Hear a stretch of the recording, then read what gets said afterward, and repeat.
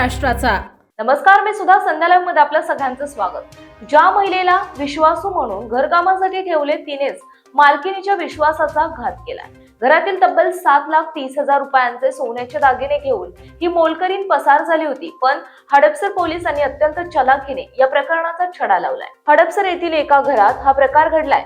घर मालकिनीने आपल्या कपाटातील एका बॅगेत 7,30,000 रुपयांचे सोन्याचे दागिने सुरक्षित ठेवले होते। काही दिवसांनी कपाट उघडले असता दागिने गायब असल्याचे त्यांच्या लक्षात आलं। आश्चर्याची गोष्ट म्हणजे घराचे कुलूप तुटले नव्हते, ही कपाटाची कोणतीही मोडतोड झाली नव्हती। चोराने अत्यंत शिताफीने कोणत्याही खुणा न ठेवता हे दागिने गायब केले होते। घर मालकिनीने तात्काळ हडपसर पोलीस ठाण्यात धाव घेऊन तक्रार नोंदवली। पोलिसांनी घटनास्थळाची पाहणी केली तेव्हा त्यांनाही कोणताही पुरावा मिळाला नाही। पण पोलिसांचा संशय घरात नियमित काम करणाऱ्या 38 वर्षीय मोलकरीण अंबिका सदाशिव खडगेकर हिच्यावर गेला।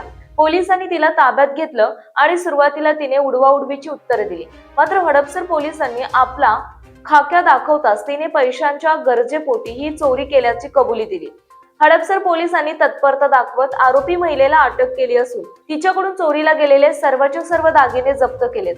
या धडक कारवाईमुळे पोलिसांचे कौतुक होत असले तरी या घटनेने नागरिकांना सतर्क केले आहे। ताज्या आणि महत्त्वपूर्ण बातम्या पाहण्यासाठी आजच आमच्या संध्या लाईव्ह न्यूज चॅनलला YouTube वर सबस्क्राईब करा आणि बेल आयकॉन प्रेस करा।